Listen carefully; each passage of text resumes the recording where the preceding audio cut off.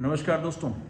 जैसा कि इंतज़ार था यूक्रेन का क्या स्टेटमेंट आता और यूक्रेन ने अपने मालिकों की बात सुनते हुए आज बोला कि जो भारत के ऊपर सैंक्शन लगाया अमेरिका ने वो बिल्कुल ठीक किया और शायद इसी की उम्मीद भी थी और ऐसा उसको करना भी चाहिए क्योंकि नाटो और यूएस उसको लगातार रशिया के खिलाफ सपोर्ट कर रहे हैं।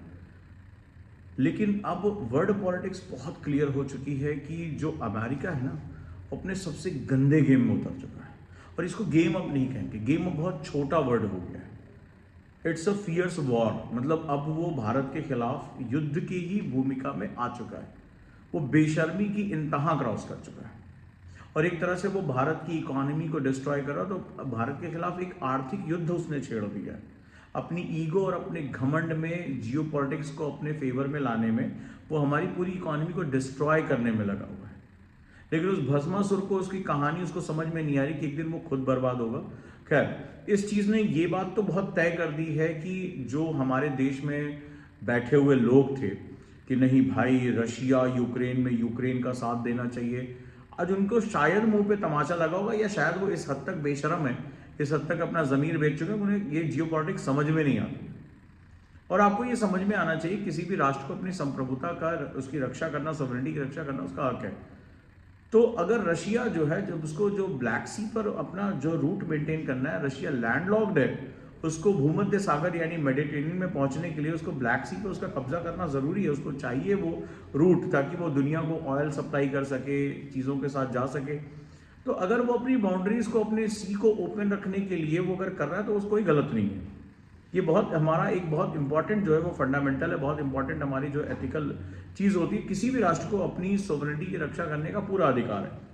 अच्छा, अगर हमें चुनने की बारी आ रही तो भाई मैं क्यों जाऊं एक नाटो के प्यादे के साथ, क्यों जाऊं मैं जो है वो अमेरिकन हेजीमोनी के साथ? नहीं जाऊंगा भाई। भाई मैं रशिया मेरा टेस्टेड फ्रेंड है। 1971 की लड़ाई में वो हमारे साथ खड़ा हुआ था, अमेरिका उस समय भी हमारे साथ नहीं था। तो अमेरिका की जो दोस्ती है वो गले में सांप की तरह है। हम क्यों उसको अपना दोस्त माने भाई? नहीं मानते हम उसको दोस्त। हमें नहीं उसके साथ जो है कोई काम करना है, तो हम अपना जो है सेगमेंट खुद लेके चलते हैं। और मुझे लगता है कि बहुत सही समय है, पूरी दुनिया को मैसेज भी चला गया कि भारत जो है रशिया के साथ जब खड़ा हो रहा है, और हम अभी एससीओ की मीटिंग में भी हमने पूरे हाथ में हाथ रख के जो है बात की, हमने पीठ थपथपा के बात की, गले मिल के बेयर हक के साथ हमने बात की, वो बिल्कुल सही था, बिल्कुल सही था। और आगे भी हमें अपने पुराने जो हमारे दोस्त होते हैं, हमारा व्यवहार है कि जो मेरे दुख सुख का साथी, मैं हमेशा उसका साथ दूंगा। अगर कल को कोई बात होती है, पाकिस्तान या बांग्लादेश कल को भारत की सीमाओं का अतिक्रमण करते हैं, तो भारत क्या करेगा? भारत वो पुराना भारत नहीं है कि जो अरे भाई एक गाल पे मारो दूसरा गाल आगे करते हैं। अरे तुम मारो तो। हमें बताया गया कि an eye for an eye make the whole world blind. नहीं भैया, यहाँ आंख वाली बात नहीं हो रही। लेकिन अगर मेरे मुंह पे मक्खी उड़ रही तो मैं उसको भी ना मारूं? आई नहीं, फ्लाई की बात हो रही। मारेंगे भाई, जबरदस्त दबा के मारेंगे, क्या टेंशन है हमें? बहुत हो गया। तो अगर हमें अपनी सीमाओं की सुरक्षा करने की पूरी जो आज़ादी, तो रशिया की जियो पॉलिटिक्स भी तो इस तरह से कि अगर वो लैंडलॉक्ड हो गया, यूरोप और नाटो उसको चाहते हैं, यूक्रेन तो केवल प्यादा है, जेलेंस्की केवल प्यादा है, तो भैया उसको कठपुतली की तरह नचा रहे हैं। और मकसद ये कि ब्लैक सी को किस तरह से कट कर दिया जाए, क्योंकि रशिया फिर अपना जो ऑयल सप्लाई है 11% जो उसके पास ऑयल रिजर्व है, जो उसके जो महत्वपूर्ण खनिज भंडार है, वो फिर मेडिटेरेनियन यानी भूमध्य सागर से एंटर कर ही नहीं पाएंगे। ना वो अटलांटिक में जा पाएंगे, ना वो इंडियन ओशन में आ पाएंगे। और ये सब बड़े बाजार हैं। तो बड़ा स्ट्रैटेजिकली लड़ाई हो रही है कि किसी भी तरीके से रशिया को ब्लॉक कर दो, उसको लैंडलॉक्ड है, उसको वहीं पर रोक दो। तो ये एक बहुत गंभीर, एक बहुत खतरनाक लड़ाई जो है हो रही है। और भारत ने जो दिखाया था बहुत दूरगामी सोच है। भारत की सोच बड़ी गहरी है और हमें ये बात समझना पड़ेगा। आज यूक्रेन या ऑस्ट्रिया का जो वो मिनिस्टर है जिसने कहा भारत को टुकड़े टुकड़े में डाल के उसको इतिहास के डस्टबिन में डाल दो, एक्चुअली अब ये पैनिक मोड में है। अब वो बोल रहे हैं जो ये हैं, ये बहुत लाग लपेट करके वो पूरा चॉकलेट वॉकलेट डाल के मानवतावादी, लोकतंत्र और उदारवाद, लिबरलाइजेशन, ये जो वर्ड यूज करते हैं ना, ये अब सब क्लियर हो चुका है कि अब इनके वो जो ऊपर की जो एक लेयर्स वाली चॉकलेट का जो कवर था वो घुल गया इनका। इनकी औकात सामने आ चुकी है। जेलेंस्की वही बोल रहा है जो उसको बोलना चाहिए, उसका एटीट्यूड था, क्योंकि अब वो एक तरह से उसके गले में पट्टा डाल दिया नाटो ने और यूएस ने। और अमेरिका अब कहीं दूर दूर तक सवाल नहीं है। वो हमारी आईटी इंडस्ट्री को तोड़ने जा रहा है, वो H1B वीजा जो है तोड़ने जा रहा है। इस समय हम भारतीयों को एक साथ खड़ा होना पड़ेगा, राष्ट्रवाद की भावना के साथ खड़ा होना पड़ेगा। हमारी जो आईटी कंपनियां जिन्होंने बेहिसाब पैसा कमाया, करोड़ों अरबों डॉलर कमाए, उनको अब R&D में पैसा डालना पड़ेगा। भारत को खुद का अपना जो है mail system, social media system सब बनाना पड़ेगा भाई, लगना पड़ेगा। और भारत में कोई टेक्नोलॉजी की कमी नहीं है। नजर उठा के देख लो, दुनिया की टॉप नॉच कंपनीज के जो सबसे बेस्ट टेक्नीशियंस हैं, सीईओ हैं, वो हम बैठे हैं, हम भारतीय बैठे हुए हैं। तो हम ही है ना, हमारा डीएनए है। लेकिन अब हमें वापस लौटना पड़ेगा, हमें समझना पड़ेगा कि बहुत हो गया, अमेरिका के लिए हमने बहुत काम कर लिया। Indian student do not made America. Bharat का स्टूडेंट है, भारत का ही निर्माण करेगा। ये बात हमें हमेशा याद रहनी चाहिए, हमें समझ में आ जानी चाहिए। तो यूक्रेन ने जो स्टेटमेंट दिया कि अमेरिका ने बिल्कुल ठीक किया भारत के ऊपर सैंक्शन बना के, और उसने एक लाइन बोली है, पनिश इंडिया। अच्छा, तू बताएगा पनिश इंडिया? तू बताएगा? तू मतलब रशिया से कुछ बोल नहीं पा रहा, रशिया ने आज घुस के तेरे हेडक्वार्टर की ऐसी तैसी कर दी है। चाइना का तेरी हिम्मत नहीं है, तू और तेरे पिताजी दोनों मिलकर नहीं बोल पा रहे। तो तुम मतलब यही बात होगी, कोई भी आ रहा है हमारे ऊपर सैंक्शन लगा रहा है, हमें धमका रहा है, हमारी इकोनॉमी को बर्बाद कर रहा है। क्यों भारत? शायद उनको कुछ ऐसी जानकारियां हैं कि उनकी फटी पड़ी है। लिटरली यही वर्ड यूज करूंगा मैं, हालत खराब है। क्यों भाई? तुम रशिया से काहे नहीं डायरेक्टली भिड़ पा रहे? सैंक्शन लगाओ उस पर। तुम चाइना को कुछ नहीं कह पा रहे हो। तुम जब देखो टैरिफ, सैंक्शंस, भारत को पनिश करो, भारत वॉर को फंड कर रहे हैं जबरदस्ती। चाइना भारत से ज्यादा तेल रशिया से खरीद रहा है, एनर्जी सप्लाई ले रहा है, सब कुछ कर रहा है। तुम बोलो चाइना को पनिश करेंगे? बोल के दिखाओ। चाइना तुम्हारी जो है अतड़ियां निकाल के बेच देगा। तब तो तुम कह रहे हो कि now India is in the hands of dark and deep China. तब तुम्हें चाइना रहस्यमयी और बहुत गहरा लगता है। हम भारतीयों के लिए बहुत बड़ा सबक है। अगर हम नहीं जागे ना, और अगर हम विभाजित हुए, तो अभी ये नैरेटिव वॉर खेलेंगे। अभी भारत के, अभी देख रहे हो हमारे कुछ लोग इधर उधर घूम रहे हैं विदेशों में कि कैसे नैरेटिव सेट किया जाए, कैसे सत्ता उखाड़ दी जाए। अरे राष्ट्र रहेगा तब तो सत्ता रहेगी बाबू। इतिहास गवाह, जब राष्ट्र ही नहीं बचेगा तो फिर सत्ता कहाँ रहेगी?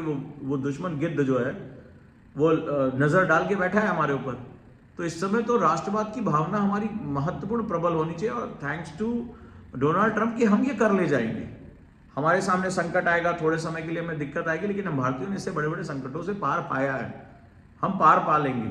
लेकिन बेटा, हम भारतीयों की राष्ट्रवाद की भावना लौटी, और हम जब वहां से तुम्हारे सिलिकॉन वैली, तुम्हारे नासा, तुम्हारे मेडिकल सिस्टम से जब लौटेंगे ना, तो हम तो खड़े हो जाएंगे। और इतिहास हमारा गवा रहा है, पुरातन सभ्यता है, हम लोग सांस्कृतिक संस्कृति है, बहुत सनातन संस्कृति है, हम तो खड़े हो जाएंगे।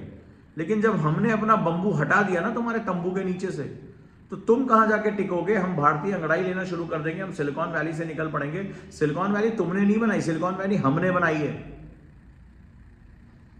तुम केवल एक ऐसा देश हो जो ब्रेन गेन पे जिंदा है, उसके पास तो अपना ब्रेन तक नहीं है।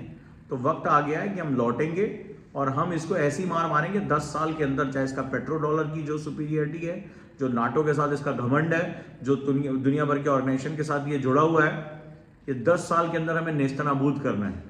और ये हमें चैलेंज बना रहा है कि कभी भी जिंदगी में इस देश के ऊपर बिल्कुल भरोसा मत करना, क्योंकि इसने भारत के खिलाफ एक तरह का युद्ध छेड़ दिया है, आर्थिक युद्ध छेड़ दिया है। ये जिस हद तक पहुंच रहा है वो बहुत घिनौनी हरकतें कर रहा है। और नाटो हो गया, यूरोप हो गया, या यूक्रेन, इसने जेलेंस्की के गले में पट्टा डाला है कि हम इसको बोलेंगे भौंको तो भौंको, वो भौंकेगा, वो भौंकेगा। तो ये इस समय की जियोपॉलिटिकल सिचुएशन है। और देखो, जियोपॉलिटिक्स में चीजें प्रैक्टिकल होती हैं। वो दौर अलग था कि हम कबूतर शांति को उड़ाएंगे तो पड़ोसी भी शांति के कबूतर उड़ाएगा। उसने हमारे तोते उड़ा रखे थे। आज अक्साई चिन का एरिया हमारे ही पास होता। 1962 की वॉर हम हारते नहीं। 1971 में हमने 90,000 सैनिकों का जो है वो सरेंडर कराने के बावजूद भी हम लाहौर तक नहीं ले पाए। हम अपने प्रिजनर ऑफ वॉर्स को वापस नहीं लेकर आ पाए। तो इतिहास की गलतियां हमने दफन करनी सीख ली हैं। ठीक है, चैलेंज आया है, आएगा, और अब हमें जागना भी चाहिए। और सबसे बड़ी बात, हमारी प्राइवेट कंपनीज को जगना चाहिए।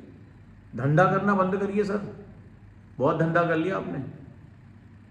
आप विदेशों में जाके खूब पैसा कमा रहे हैं, बस केवल सॉफ्टवेयर यहाँ से वहां बेचना, यहाँ से वहां बेचना। मर्चेंडाइज, निकलो मर्चेंडाइज से, कुछ अपना ओरिजिनल बनाओ यार। इतना पैसा कमा रहे हो, इतना पैसा कमा रहे हो। यहां आकर चर्चा होती कि अमेरिका के शेयर बाजार में भारत की कंपनियां सूचीबद्ध हुई। अरे तुम्हारा वैल्यूएशन बढ़ गया, $1 बिलियन कंपनी बनते चले गए। 10% R&D में भी लगा दो, रिसर्च एंड डेवलपमेंट में भी लगा दो कि भारत जो है कुछ अपना, कुछ चैट GPT बना ले, अपना कुछ जो है AI बना ले, अपना कुछ सॉफ्टवेयर बना ले, अपना सोशल मीडिया बना ले। केवल 2% CSR वो भी गला दबा कर जो है वो राउंड रूट से दिया और फिर वापस ले लिया, बस यही काम तुम्हारे पास बचा है। तो हमारे बिजनेस जगत को ना धंधा बंद करना पड़ेगा और बिजनेस शुरू करना पड़ेगा, रिसर्च एंड इनोवेशन शुरू करना पड़ेगा। नहीं तो ये जो मालिक के पैर दबा रहे हो ना, मालिक की सेवा कर रहे हो। मालिक जब नाराज हो जाएगा तो फिर सेवा का अवसर छोड़ देगा।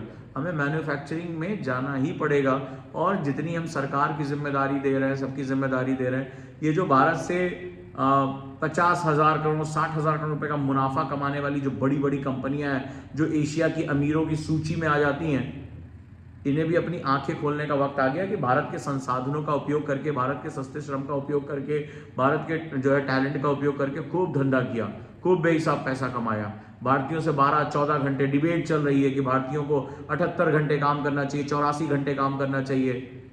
और तुम्हें क्या करना चाहिए? तुम्हें भारत के जो है वो बीच में एक मर्चेंडाइज करना चाहिए। मर्चेंडाइज का मतलब होता है बनाए कुछ नहीं, बेचे सब कुछ। जैसे भारत में चांदनी चौक चावड़ी बाजार में होता है, चाइना से सामान ले आए सस्ता और यहाँ जाके जो है दिवाली की मार्केट में बेच दिया, फलानी मार्केट में बेच दिया। इसको मर्चेंडाइज कहते हैं। ठीक है, बना कुछ नहीं रहे, खाली वहां से उठाया यहाँ बेचा, वहां से उठाया यहाँ बेचा, सप्लाई चेन का पार्ट है। अरे प्रभु, बनाना पड़ेगा, अब R&D करना पड़ेगा। भारत में टैलेंट की कमी नहीं है। भारत के इसी टैलेंट की वजह से आप जो है वो छोटे छोटे कमरों से निकलकर, बैंगलोर के छोटे छोटे हब से निकलकर आप ग्लोबल हो गए। तो अब वो देश को लौटाओ भी भैया। खाली टैक्स देश नहीं मांग रहा है, देश कह रहा है कि आप इस क्षेत्र में काम कर रहे हो, प्राइवेट सेक्टर हो, रोज चैलेंजेस को डील कर रहे हो, R&D की तरफ बढ़ो। कब तक दूसरों का कट कॉपी पेस्ट कोड मारते रहोगे? इतना फंडिंग है तुम्हारे पास, लगो भाई, कुछ काम धाम करो। क्योंकि एक बहुत बड़ी सुनामी आ रही है, और अब जो अमेरिका कर रहा है ना, वो उसकी बेवकूफ़ी है और ना ही उसका घमंड है। ये सीधे सीधे वॉर अगेंस्ट जो है वो इंडिया है, इकोनॉमिक वॉर है। अभी भी हम नहीं संभले, नहीं सुधरे तो हम निपट जाएंगे। और ये मौका है, भारत का इतिहास रहा है कि जब जब भारत के ऊपर संकट आया है, भारत बहुत तेजी से उभरा है, उसने अपने आप को और मजबूत किया है। और अमेरिका में बैठे हुए जो लोग हैं वो भी ध्यान से सुने कि एक ना एक दिन तो देश बुलाता है। पंकज उधार साहब की बहुत फेमस जो है गजल है उधार साहब की, कि चिट्ठी आई है आई है आई है। तो वक्त आ गया, बहुत सिलिकॉन वैली में हमने चीज़ें चमका ली, अब अपना देश भी चमकाने का वक्त आ रहा है। और अमेरिका जो है वो पूरी तरीके से जो है वो दुनिया भर से ब्रेन ड्रेन कराता है, इसका अपनी कोई औकात नहीं है। अमेरिकन जो है खाते पीते मोटे भद्दे लोग हैं, जो भर भर के ठूस ठूस के जो है हैमबर्गर्स खाते रहते हैं। ठीक है, मोटापे के मारे, ओबेसिटी के मारे, और कुछ मॉडल्स को रख के वो दुनिया को बताते हैं वो कितनी हेल्दी रिजीम के जो है लोग हैं। तो वहाँ पे कुछ नहीं, बकवास है वो, ज़्यादा दिन नहीं है। जिस दिन पूरी एशिया के लोग वहाँ से निकल गए, भारतीय वहाँ से निकल गए, इनके बस का नहीं है कि ये उसको संभाल पाएँ। ठीक है, ये जो डोनाल्ड ट्रंप कह रहे हैं कि हम BPO अमेरिका बनाएंगे, अमेरिकन रात में जग के ना 20,000 रुपये में hello sir how are you, ये नहीं करने वाले। वो पता नहीं किस दुनिया में जी रहा है। खैर जो भी है, हमारे सामने तो उसने चैलेंज क्रिएट कर दिया और हम चैलेंज एक्सेप्ट भी कर रहे हैं और हम निपटाएंगे, इसको कायदे से निपटाएंगे। आप क्या राय देख रहे हो कि यूक्रेन जो कर रहा है वो एक आने वाले समय का जो एक नैरेटिव वॉर है उसका हिस्सा है? भारत को रशिया के साथ जाना चाहिए, नहीं जाना चाहिए? आज मैंने बहुत क्लियर कर दिया, क्योंकि रशिया को पूरा हक है अपने क्षेत्र को जो है सुरक्षित रखने का, और भारत जो है वो रशिया का सपोर्ट करेगा क्योंकि वो पुराना दोस्त है। ये कभी दोस्ती के ना लायक थे ना कभी ये भरोसे के लायक हैं। ये लड़ाई झगड़े में सबसे पहले भागने वाले लोग हैं। तो आप क्या राय रखते हो? भारत को किस तरफ जाना चाहिए? भारत को अगला कदम क्या उठाना चाहिए? भारत को अमेरिका को रिटेलिएट करने का वक्त आ गया है। आप क्या सोचते हैं कमेंट बॉक्स में बताएं, और जो भी होगा देखेंगे। आप लड़ेंगे यार, लड़ने का वक्त है। जय हिंद जरूर कमेंट में लिखें। अगर बात पसंद आई हो तो कोई अमेरिका शायद भारत के इतिहास से वाकिफ नहीं है कि भारत जब जब खड़ा हुआ है और जब उसने अपनी ताकत दिखाई ना, तो बहुत बड़े बड़े लोग आए और बहुत बड़े बड़े चले गए। नुकसान उसका ज़्यादा होगा, और 10 साल के अंदर उसकी जो हेजीमोनी है ना, उसको हम निपटा ले जाएंगे। ठीक है, लेकिन हमें एकजुट रहने की जरूरत है। सावधान रहिए, सतर्क रहिए। नैरेटिव वॉर होने जा रहा है और भारत के कई राजनेता भी इसमें शामिल हो सकते हैं। गद्दी की भूख, ये जो है प्लासी की लड़ाई में भी थी, दरवाजे खोल दिए थे और अंग्रेज छोटे से कुछ संख्या में थे, अंदर घुस गए और 190 साल तक हमें गुलाम बना के रखा। ये गलतियां हमसे फिर दोहराई जा सकती हैं। तो मैं आप सभी से कहूँगा, सतर्क रहें, सावधान रहें। राष्ट्र है तो सब कुछ है, और राष्ट्र नहीं तो फिर कुछ नहीं है। इस बात को याद रखिएगा। जय हिंद, जय भारत।